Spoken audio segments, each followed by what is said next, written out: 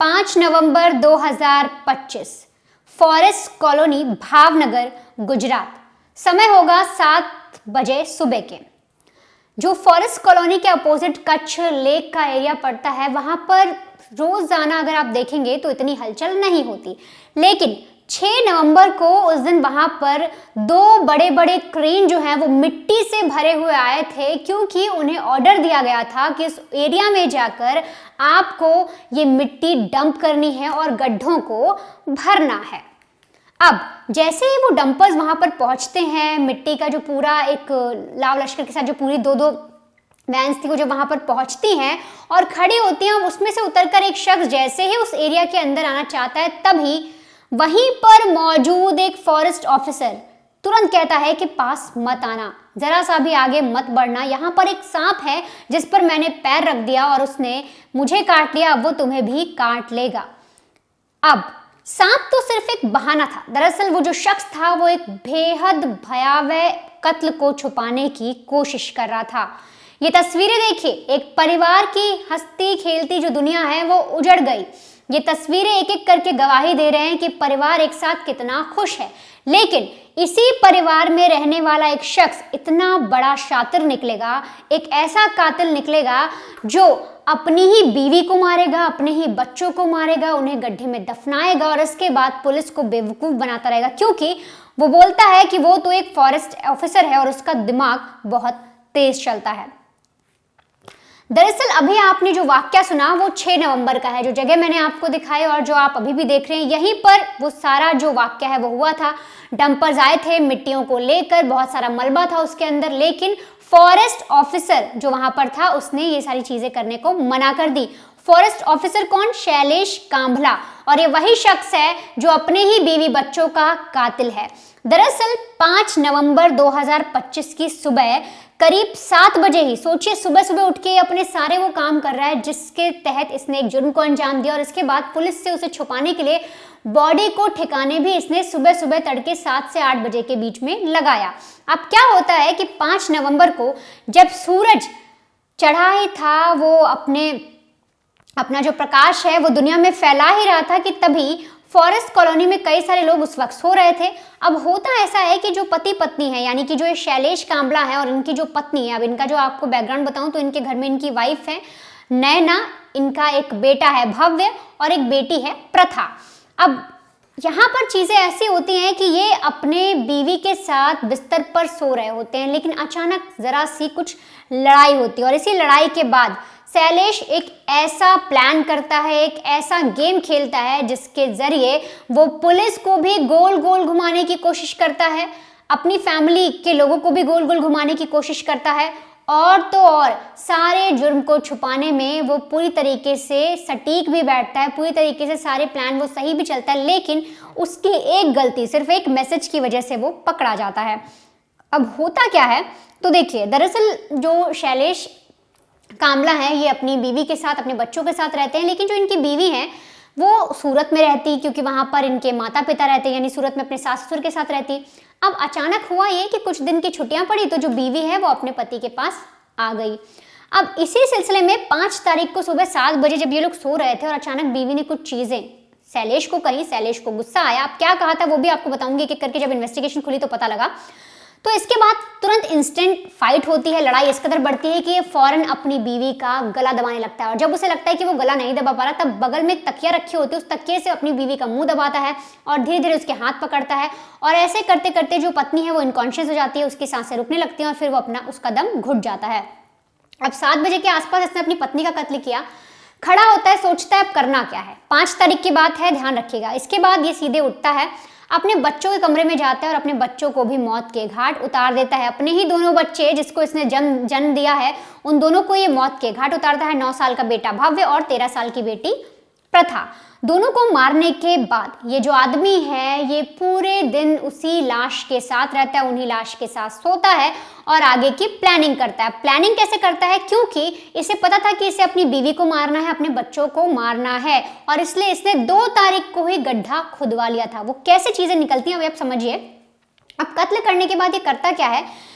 अगली रोज यानी कि 6 नवंबर को जब तारीख आती है, तो जो मैंने आपको शुरुआत में वाक्य बताया कि ये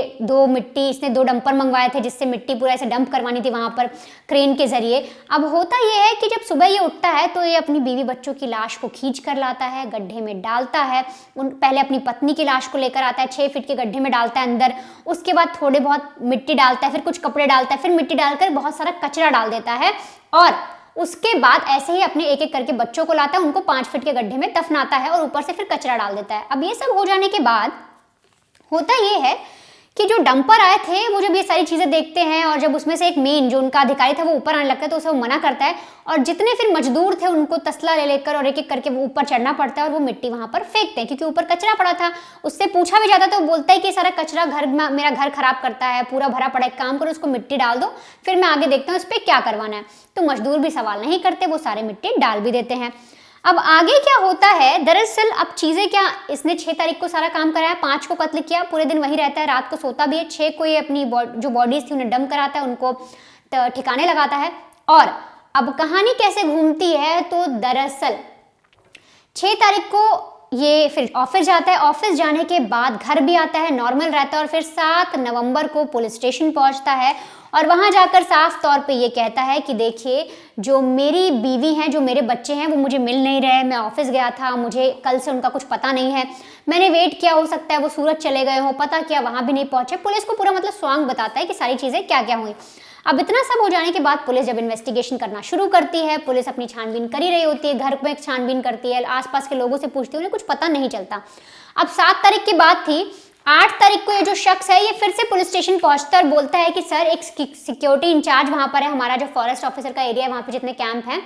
वहीं पर जो गार्डिंग करते हैं, जो सिक्योरिटी करते हैं,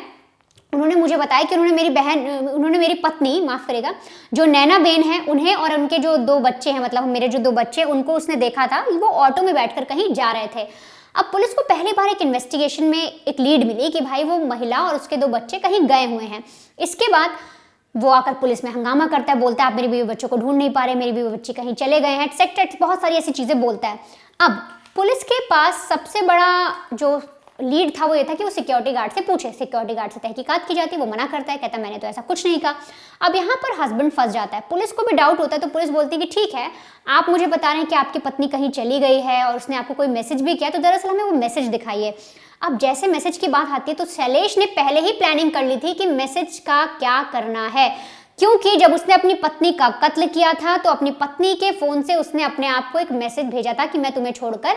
जा रही हूं। अब ऐसे ही वो मैसेज पुलिस को दिखाता है, लेकिन अब होता क्या है, क्योंकि उस वक्त उसकी पत्नी का फोन एयरप्लेन मोड में था तो मैसेज तो चला जाता है लेकिन वहां पर टिक नहीं बनते, बल्कि एक स्क्वायर कलर का डायलॉग बॉक्स बना रहता है जिससे ये पता लगता है कि मैसेज जो है वो पहुंचा ही नहीं है। अब जब अपने फ़ोन में जब वो चीज़ें दिखाता है, पत्नी के फ़ोन में चीज़ें दिखाता है, तो उसके फ़ोन में कोई मैसेज नहीं होता, उसे लग रहा था कि पहुंच गया होगा, उसने ये चीज़ देखी भी नहीं है। और कितना आप यूँ समझिए, एक फॉरेस्ट ऑफिसर है, सारा प्लानिंग उसने की, लेकिन उसने वो मैसेज खोलकर देखा ही नहीं कि उसके पास आया है कि नहीं। और जैसे उसने पुलिस को दिखाया, पत्नी के फ़ोन में पुलिस ने चेक किया तो ड्राफ्ट में वो मैसेज पड़ा हुआ दिखा, वो अभी तक गया ही नहीं था। अब ये देखने के बाद पुलिस को एक चीज़ तय हो गई कि हो ना हो शैलेश जो है वो पूरी तरीके से गेम खेल रहा है, उसका इस पूरे केस में कोई ना कोई इन्वॉल्वमेंट है। पुलिस ने सीसीटीवी चेक करने चाहे, कहीं पर भी उनको कोई भी लीड या कोई भी सुराग नहीं मिला। अब पुलिस ने तहकीकात करनी शुरू की, जो फॉरेस्ट ऑफिसर जहां पर ये लोग रह रहे थे, जो पूरा इलाका था कच्छ का, वहीं पर जितने भी एरिया में जितने फॉरेस्ट ऑफिसर थे जो आसपास के, उन सबसे पूछताछ करनी शुरू की। ऐसे में जब एक इंस्ट्रक्टर को बुलाया गया जो वहाँ पे आरएफओ थे, उनसे पूछा गया तो उन्होंने बताया कि देखिए 2 नवंबर को दरअसल जो अमित नाम के एक शख्स थे, उन्होंने बताया कि शैलेश का उनके पास फ़ोन आया था और उन्होंने कहा कि उनके घर में बहुत ज़्यादा गंदगी और नाले का पानी भरता जा रहा है और उन्हें वहाँ पर गड्ढा खुदवाना है ताकि वो पानी का ड्रेनेज करवा सके और उसके बाद मिट्टी से उन्हें पटवा कर उस जगह को सही करवाना था। पुलिस को पहली बार एक चीज़ मिली कि यहाँ पर कुछ खुदाई और ऐसी कोई चीज़ें की गई हैं। अब इसके बाद उन्होंने बताया कि फिर सारी चीज़ें तय होती हैं और फिर उसके मुताबिक मैं अपनी टीम को, जेसीबी की जो टीम है उनको वहाँ भेजता हूँ और वहाँ पर वो खुदाई करते हैं। पुलिस ने सारी चीज़ें पता लगाई और ये पता लगाया कि जो खड्डा खोदा गया था वो 2 खोदे गए थे, एक 6 फीट का और एक 5.5 फीट का। और तो और नवंबर 2 की ये बात है और सुबह 7 और 8 के आसपास ये काम हुआ। यानी आप ये याद रखिए, ये आदमी अपने सारे काम सुबह सुबह ही चीज़ पूरे कर रहा है ताकि किसी को भनक ना लगे। अब ये सारी इन्फॉर्मेशन मिलने के बाद वहाँ पे जो बाकी लोग मौजूद थे उनसे सब पुलिस को ये पता लगा कि कितने फीट का गड्ढा खोदा गया।